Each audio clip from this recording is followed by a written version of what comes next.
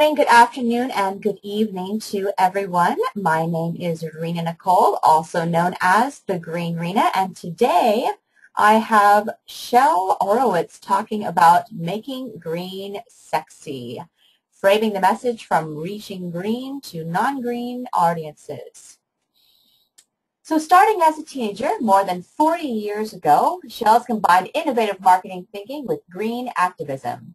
Shel's 8th book, Guerrilla Marketing Goes Green, is published in 3 languages and has been a consistent Amazon environmental category bestseller. His monthly column, Green and Profitable, runs on several continents. His worldwide consulting client list includes businesses, nonprofits, and community organizations. He's frequently quoted in major media, including repeat appearances in the New York Times, Wall Street Journal, and Entrepreneur magazine. Shel has spoken to audiences as diverse as the Customer Service Conference in Istanbul, a public relations conference in Davos, Switzerland, and major green events including Green America's Green Festival, Solar Fest, Gulf Coast Green, and Pioneers by the Bay. We're delighted to have him here today, and so without further ado, let me please welcome to you Shel Horowitz. Thank you so much, Rena. And why is this not moving? There we go. Okay. All right. Let me close myself off here so people can focus just on you. So we're going to talk about a couple of different kinds of sexy in this presentation today. One is kind of the traditional version of sexy, such as the sports car you see in front of you. This happens to be an electric vehicle. It's a Tesla.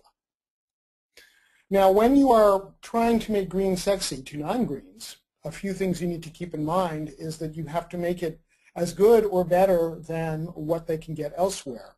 That could be such factors as luxury and speed with a Tesla, but also, for example, price.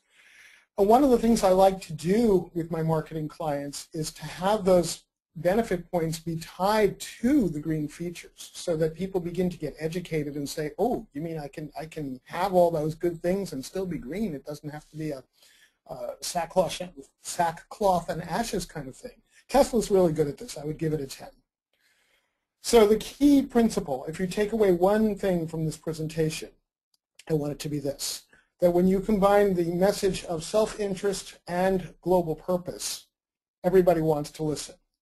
And as you position green as more superior to, more economical than, more comfortable, whatever, you're going to hit both those points. This is a company called Markel. They went recycled a very long time ago. They went recycled in 1950. You can see that up at the top, saving trees since 1950. This is, I think, a kind of sexy package for both the green market and the regular ordinary people. It's got these nice fall colors and lots of big, bold logos, and yet it's comfortable to the eye. But you have to look at where they used to be. This is Markel in 1965. Not very sexy. In fact, really, really dull, boring packaging, and not a word front or back about recycles. Now, I can kind of understand that because back then this was still, even though it was halfway through the decade, it was really before the 60s started culturally in a lot of ways. And if you said to people, oh, I'm making new toilet paper out of your old junk mail, they're going to say, ugh, gross! So I can understand why they'd want to highlight it, but I am a little surprised that they didn't mention it at all. Not then and not until much, much later. So what's different now? Okay, first of all, they're not at all shy about what they're doing in terms of the environmental benefit. They finally realize they are sitting on a huge asset as a pioneer with recycled paper. It's bold, it's bright, it's visible, it's easy to read. It's got this higher calling of saving trees, saving 1 million trees, in fact. And they've got that cool little benefit-focused environmental facts up in the bottom corner. Here you can see it up close. The interesting thing I'd say about these environmental facts is that it actually gives people a reason to compare with their existing brand. Because let's look at that again. You know, you see chlorine bleach for whitening, 0. So that makes you ask, well, is my other toilet paper company bleaching with chlorine? What does that mean? And if you do a little research and you discover that chlorine bleach is really not a good thing for the environment or particularly for skin, you start to wonder. So this is very clever. They stole this obviously from the food industry and the nutrition facts that are required on all packages sold in the United States. But they made it their own. They really put a nice little marketing spin on it. So some lessons to take away from Markel. First of all, obviously, if you have a green story to tell it. There is a market for it, and that market is growing actually 29% a year. Appeal to the greens with a higher cause. That's to save 1 million trees. But also they appeal to the non-greens in that they compete very strongly on price and quality. It's a very decent product. I use it in my own bathroom. And it's much less expensive than many of the other recycled brands. So here are things that happened to Markel. Back when their packaging looked like that upper left example where they were beginning to tell the green story, but in a not real clear way, they were, I think, still a little ashamed and worried. They went bankrupt. Then they introduced something resembling the current packaging in April 2009 with the Small Steps brand and the fall foliage packaging. They actually dubbed themselves the official sponsor of fall foliage. And 8 months later, they were the top-selling recycled brand. Remember, this company was bankrupt a couple of years earlier. So this was a pretty remarkable turnaround just by telling the green story. Now here is our own Green Rena, host of this webinar. This is her avatar based on a real photo. This is something I think will be sexy in both the traditional meaning and the green meaning. So what the message that I'm getting from this is that green can be hot in the positive sense. You're sweet, Shel. Thanks. It's also and Rena's own background is not white. She's Filipino, so this avatar is Asian. And the magazine has a very strong multicultural focus, so this reinforces that branding.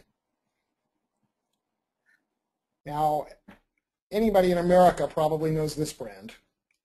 But if you're listening from somewhere else, this is a very famous socially and environmentally conscious ice cream company. Now, interestingly enough, there are 2 players of any consequence in the United States super premium ice cream market. One is Ben & Jerry's, and the other is a company called Häagen-Dazs. Häagen-Dazs is a big corporate cold giant. You might think of it as the Exxon of super premium ice cream. And Ben & Jerry's is this funky little hippie startup that 2 guys put together in a garage in Burlington, Vermont, which is outside the mainstream of American business. They had no business training. They, in fact, had no training in ice cream. They actually started the company after buying a mail-order correspondence course on how to make ice cream. And yet, these 2 companies together typically push back and forth between 40 and 45% of the market share each, leaving only a very tiny sliver for the hundreds of other companies in that space. How does Ben & Jerry's compete with this well-funded corporate giant Häagen-Dazs? Well, I think that a lot of the reason they do compete so well is because everywhere you look with this company, they have integrated social and environmental concerns. You know, there's a slide that I use in my longer show that actually talks about their scoop shops, which they have partnerships with agencies that work with developmentally disabled people to hire those people and give them jobs scooping ice cream. You find that their commitment to fair trade is very visible. You find them at green festivals and solar fairs handing out samples and sponsoring the events, putting their money where their mouths are. And you'll notice this is a somewhat different retelling of what we call the triple bottom line. And the first, the first is about the product and not so much the environment, but even there you see at the bottom there, promoting business practices that respect the earth and the environment, as well as all the cool stuff about the natural flavors and the tasty ice cream that they've got. Essential to the mission of Ben & Jerry's is the belief that all 3 parts must thrive equally in a manner that commands deep respect for individuals in and outside the company and supports the communities of which they are a part, and they walk their talk. And the one that I think is the most important there is over on the social side, to operate the company in a way that actively recognizes the central role that business plays in society by initiating innovative ways to improve the quality of life locally, nationally, and internationally. Now, on their website, for example, you can find profiles of some of their fair trade suppliers, like a cocoa grower in the Côte d'Ivoire. Now, I think that Ben & Jerry's needed both the green and ethical market, which supported them based on their values, but also the market of super premium ice cream lovers who like a really good product and were enjoying the Ben & Jerry's playful style of marketing and packaging. So I think you need both, and I think they've got both. And that is why they're one of the top 2 brands in the country in that niche. Now we flip over to my own neighborhood, so to speak. This is a conference center about 15 miles from me, and it is a client of mine. This is the Montague Retreat Center in Montague, Massachusetts. Now they came to me for some marketing help, and what I discovered is that they've got an incredible history in the movement. Liberation News Service moved to this farm in, I think, 1968 after leaving New York City. The book No Nukes was written on this farm. The American safe energy movement really was birthed here. The Muse concerts, those big benefit concerts in the late 1970s in New York City, were organized here. This was an old hippie commune, and amazing things happened there. So in marketing this venue to people who might want to have anything from a wedding to a yoga class, we are really pulling from that history. We are saying, don't you want to be part of a place that meant so much to where we are as a country, how we think today? This is historic. We're also touting the solar panels on the roof and the geothermal heating and cooling system. So it is actually a green building. This is the renovated barn. And we're building the whole marketing around this. It's very exciting. We're very new in this project. Okay, you all, I'm sure, recognize this building on Fifth Avenue in New York City. Now, the Empire State Building was built in the early 30s. In the early 30s, energy was really cheap. I believe that gas prices were somewhere in the vicinity of 19 cents a gallon when this building was built. So, needless to say, they didn't build for energy efficiency. They built for status and power and to be the then tallest building in the world. Distinction it held for some 40 years. Well, about 5 years ago, the Empire State Building's owners got together with a consortium of companies to help them go green. One of the companies was Amory Lovins's Rocky Mountain Institute, one was Johnson Controls, there were several others. And they decided to see what they could do to make this a green building. And I have to tell you, it was not a cheap project, okay? This is a big building. It's over 100 stories tall. They spent $13 million to do it. But they are making back more than $4 million every year on energy savings. Now, I don't know about you, but I am not getting a 33% ROI or a 3-year payback on any of my investments. So, and they did some amazing things. They actually took a whole floor of the building and made it into a window factory to renovate the windows. Every single window in this massive building has been upgraded. All sorts of cool stuff like that. And again, saving $4 million a year. So the first 3 years you've paid back the whole investment. The next 3 years you're clearing $12 million in additional cost savings, and then maybe by then you need to put some aside for maintenance. So maybe you're only putting aside $8 or $10 million in savings after that. I still think that's a pretty good deal. So when you're talking to greens, there are, of course, dozens of different topic areas that you can build talking points around. I've picked 4 here to talk about. So in the environment, of course, if you're using any kind of clean renewable energy system, you want to talk about that.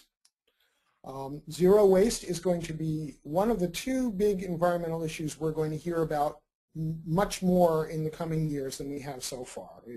There's far more to talk about than just catastrophic climate change. I think you'll be hearing people talk about waste, and you'll be hearing people talk about water. So that's, and then the little picture down there is actually a picture I took when I toured the Markel plant.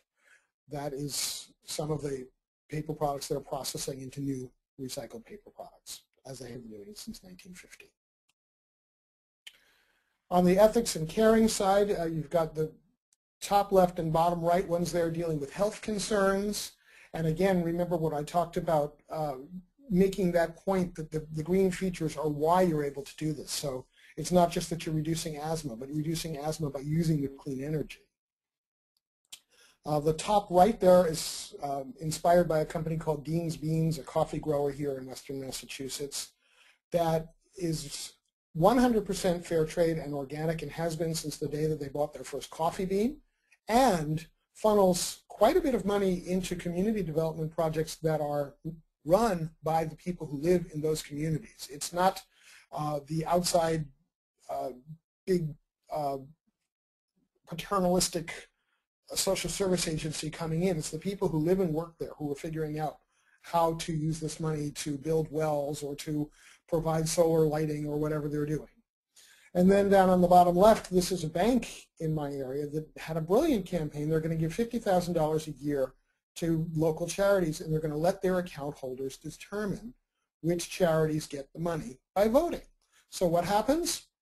You go to a school and your parents get a note in their mailbox saying, hey, please open an account at Florence Savings Bank so that you can vote for us. You're participating in a community group, and all the members in the newsletter say, hey, did you realize that you could send money to us just by being a Florence Savings depositor? So a lot of people opened up accounts. Good marketing. On justice, redlining, if you don't know, was a practice that is now illegal. Through at least the 70s and 80s, banks would say, okay, we're simply not going to lend in these areas. They're too risky. So what happened is that those were the areas, of course, with high concentrations of poverty, and then they had no way out of poverty because they couldn't build up the infrastructure. Fortunately, that is illegal now, but some banks and community funding credit unions and places like that, one that comes to mind is Shore Bank in Chicago, actively work against this by specifically lending in areas that other banks don't want to lend. Okay, 10% tithe is something you find very common, or 1% tithe. And then from the Occupy Wall Street movement, of course, we are the 99%. Now that's a really interesting meme because really they're a tiny little marginal splinter of the 99%. In numbers, the people who are willing to camp out in a park and essentially live the lifestyle of the poor and homeless to make a political point is not a large number. But here was an anchor that they threw out the rest of us. We're really just like you. We care about the same things. We're upset about the big banks. And just because we're being more out and visible than you are doesn't mean that you can't support us and can't feel included in our movement. Helping the disadvantaged. Okay, Greyston Bakery on the left there, they supply the brownies that Ben & Jerry's uses in their ice cream. And their slogan is actually, we don't hire people to bake brownies. We bake brownies to hire people. And their focus is on providing jobs and job training and skills to people who are basically unemployable in the traditional work environment. They're located in Yonkers, New York, just outside New York City, a very poor area. The people they hire have prison records, or they've been in mental hospitals, or they've been homeless, or they're not typically the kind of people who work their way up and get an MBA and get a good job. So this is a very exciting development. It's right up there, I think, with microfinance programs as a way to really lift people out of poverty. And speaking of lifting out of poverty, on the upper right there, you will see a solar-charged light-emitting diode LED lantern that is widely sold in Africa and Asia and Latin America by a company called D-Light. And they see this as a ladder out of poverty on a few levels. First of all, you stop buying kerosene, and very quickly, in a few months, the cost of the kerosene you're saving covers the cost of the lantern. And I know that at least some of their retail outlets actually provide payment plans. So if you can't cough up $25 for a lantern right away, you might be able to pay it $2 or $3 at a time. And since you're saving that money on kerosene, you can come up with that. But then also, if you have young kids and they're studying for school, this might give them 2 or 3 hours a day extra that they could study. If you have a small cottage business out of your home, this gives you more production time once the sun goes down. So one little innovation can ripple through and ripple through. And then there are shoe companies that give a pair away for every pair that is donated. I think that's great. Okay, now for the non-greens. And both of the examples we just talked about for the green, as well as the examples for the non-green, I'm not saying these are only in one category. A number of them cross categories, and that's even better. So Some of the categories might be luxury, might be community, might be avoiding problems, more convenience, and of course, saving or making money. So here are some comfort and luxury points, two among many. And again, both of these are examples of talking points that refer back to that green message, that are educating people that the reason that they're getting this benefit is because of the green commitment. It's subtle. It's not hitting them over the head with it, but it's very much there. Similarly, with the making and saving money, if you do have a recent solar system, you can actually sell your renewable energy credits back to the power company, which is desperate to get them. 40% is an actual savings that I achieved when I switched to a double-sided printer several years ago.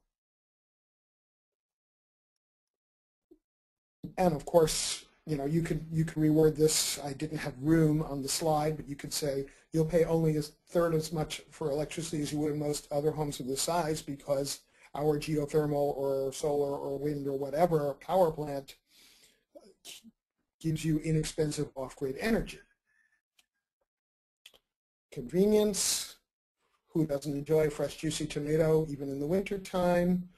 Now, for building managers, this bottom one is a big deal, okay, because they are spending enormous amounts of their time and energy dealing with heating, ventilation, and air conditioning systems, aka HVAC.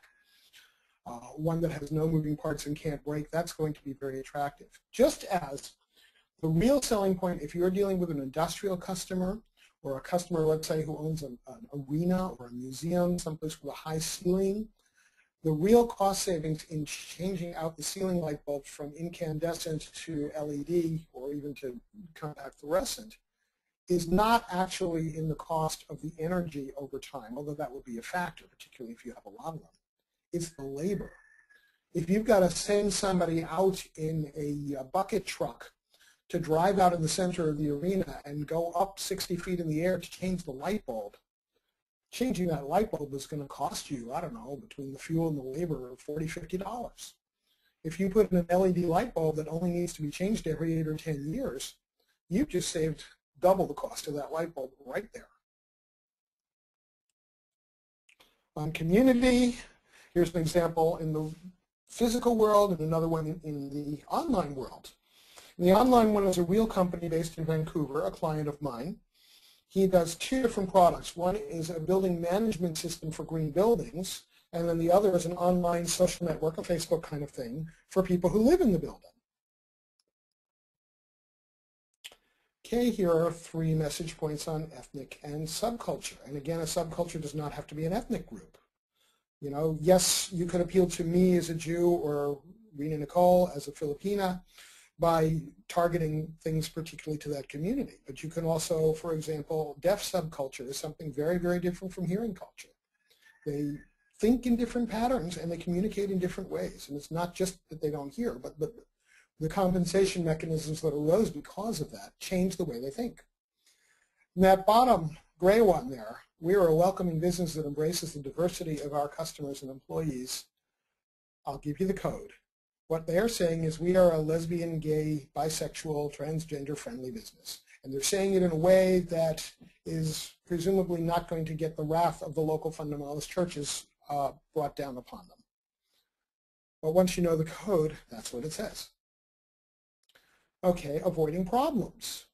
Longer warranties, insulation from price shocks of energy products, fewer moving parts, that means fewer things to break. So all of these are messages that you can craft depending on what obviously you are selling. So here are 2 sexy and 1 extremely unsexy financial points arguing for green. Okay. On the left, the market is big, over $4 trillion invested in the last 5 years in clean energy. Walmart itself, just Walmart, not a tree hugger company. Walmart, for the most recent year I can find statistics, had $15.5 billion of sales of organic products. And I don't personally shop at Walmart, but I'm very glad they're out there reaching people who are never going to go into a Whole Foods in their life and showing them that they can also have healthy, good products. And we will not address the issue right now of what kind of organics they're selling or their labor practices or anything else. I applaud them for what they are doing to bring this to the non-green market and to do it in a way that is very profitable. Then on the other hand, Chevron got hit with a $19 billion, ouch, that's a fine they're supposed to pay for their very unenvironmental, very toxic practices in Ecuador. Okay, so going green saves and makes you money. Not going green costs you lots of money. Now, this photo was taken from my backyard, and the mountain immediately north of the mountain you see in this picture, that was the site of a development for 40 McMansions. The mountain you see is a state park, and it's not only a state park, but it's the place that always wins the local newspaper, or the weekly newspaper's reader poll about what's the best place to take an out-of-town visitor, is the top of that mountain. It's called Mount Holyoke or Skinner State Park. And it is, I live on the farm called the Barstow Farm, and behind the Barstow's barns is that mountain. And just north of there, they were going to put some houses. So all the experts said, oh, this is terrible, but there's nothing we can do. And actually, as I was reading the newspaper story, it wasn't the announcement of the project that got me motivated to act. It was the people who should know better saying, there's nothing we can do. That's when I got mad. And I announced the formation of Save the Mountain and sent out a press release and did up a flyer and distributed it around the neighborhood and got on radio and basically said, we're not going to let you do that. And all the experts said, oh, this is terrible, there's nothing we can do. And we had 70 people for the first meeting in my dining room. I don't live in a McMansion. It was very crowded. We had another 30 call and say, please keep us informed. I can't make it tonight. We did this massive 13-month campaign. We involved literally thousands of people, at least on the level of putting up a lawn sign or putting on a bumper sticker or signing a petition. And these are some of the message points we use. They are a mix of green and non-green points. For example, the strain on town services is a huge issue in a town of 5,000 people if you're going to add 40 units of housing.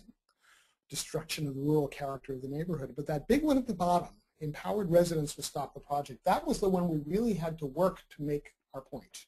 Because everybody agreed that the project was a lousy thing. But where we had disagreement was that we could do anything about it. And in fact, we changed the discourse very, very quickly. As soon as people realized that, yes, there were things we could do about it, there was a lot of very good organizing going on. And the end result, I'll tell you in a moment, but here are some of the ways we got the word out, basically every channel we could. And again, this is a town of 5,000 people that I live in. We were able to consistently bring 400 plus people to hearings. That's enormous. That means almost 10% of people in the town in a meeting. Not all of them lived in town, but all of them lived nearby. And we were very sexy to the media. They were always covering us. We had more than 70 stories in the 13 months of the campaign, and not counting radio and TV, which we had quite a bit as well.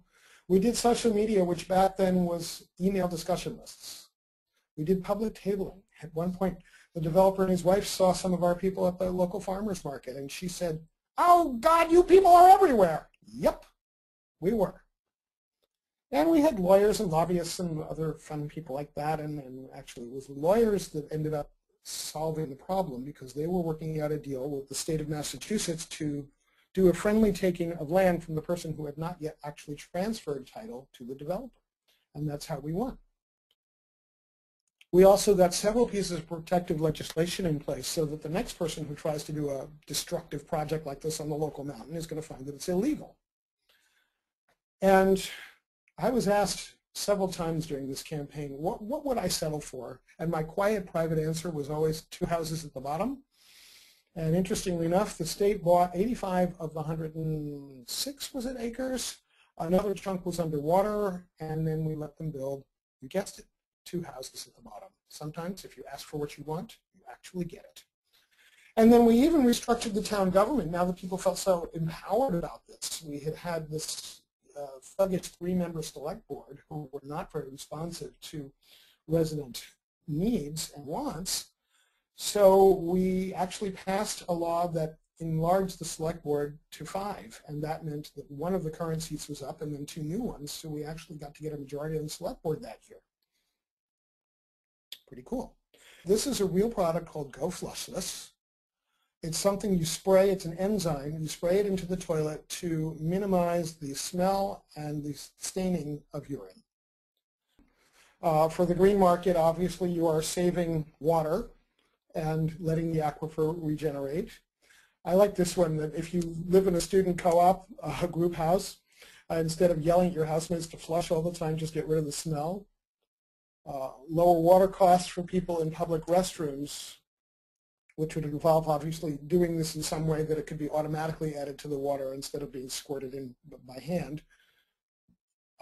In places like San Francisco, Berkeley area, where the culture is not to flush on yellow because of water-saving issues, and I'm sure this is true in much of the American Southwest, for example, where water is really a scarce commodity. Your bathroom can smell as clean as it used to when you could flush. For parents, grandparents, teachers, etc., this is a way of talking about conservation to the next generation. Of course, there are many, many more, but this is just to get you thinking that sometimes your most obvious answer is not the only answer, and you should keep looking, because each of these answers is a market. And each of these markets is potentially tens of thousands of dollars of sales per month. Okay, I have actually done an entire 3-hour seminar riffing on this slide. We're not going to do that today. And we've already covered point of purchase packaging to some degree, and we've at least skated a little bit around free publicity. The others we will not have time for, but I do want to talk about partnerships and alliances, because I think this is one of the most powerful and certainly one of the most affordable ways you can market ever. And here Rena and I are partnering to bring you this webinar. This is something that helps both of us. We both get to go out in front of our communities and say, hey, look what we're offering, and look at this new cool person I found that you should be paying attention to. And I'm going to use as an example some of the partnerships involved in my 8th book, Guerrilla Marketing Goes Green. Now, for starters, I went to J. Conrad Levinson, the guerrilla marketing man, and I said, you want this to be a guerrilla marketing book, don't you? And he said, yes. And that opened many, many doors to me, because all of a sudden I got to be part of the biggest marketing brand in history. This man has sold something like 60 million books, guerrilla marketing books. You hear a lot of people using the phrase guerrilla marketing who don't even know what it means. Okay, from that, I was able to go to Stephen M.R. Covey, who is the author of The Speed of Trust, best-selling author in his own right, and his famous father is Stephen R. Covey of 7 Habits of Highly Effective People. So this was some star power to the book, and I was able to actually get him by telling him that Jay Levinson was very thrilled that I had asked him. And that's when he said yes. He didn't say yes the first time I asked. I was able to get a charity partner, happened to be Green America, and in addition to the 84,000 members of Jay's membership community that we got exposure to at that time, I also got the 94,000 of Green America, and I've gone on to partner with them on some other things. I've done a couple of webinars for them, in fact, and I've spoken at one of their conferences. And the way that worked is we promised them a certain small portion of each book sold in the first month. So they gave us access to their membership, and we sent a check after the month was over. I also got more than 50 endorsements for the book, each of whom then has at least a little bit of vested interest in seeing it succeed, and each of whom I'm able to use their star power, and some of them have some pretty good star power. I have the 2 top people in the green marketing world gave endorsements to this book. I have one of the top 4 or 5 internet marketers in the world, got an endorsement from him. Lots and lots of good endorsements. But I also I had over time built up a large network of e-zine editors, bloggers, people in social media with some influence. I'd send them little fan notes when I liked an article, or I'd argue with them if I didn't like an article, or I'd send them a clip I thought they'd be interested in, and over time they knew who I was. So when, in some cases, this might be 5 or 7 years after I first made contact with them, I went and said, I'm doing this new book, I'd like your help promoting it, and by the way, here are the incentives for you. They listened. So yeah, I had reasons why it was in their interest to participate, most of which revolved around bringing more people into their community by donating some sort of bonus that everybody would see when they bought the book. So we ended up with about $2,000 worth of bonuses on a book with a list price of $21.95.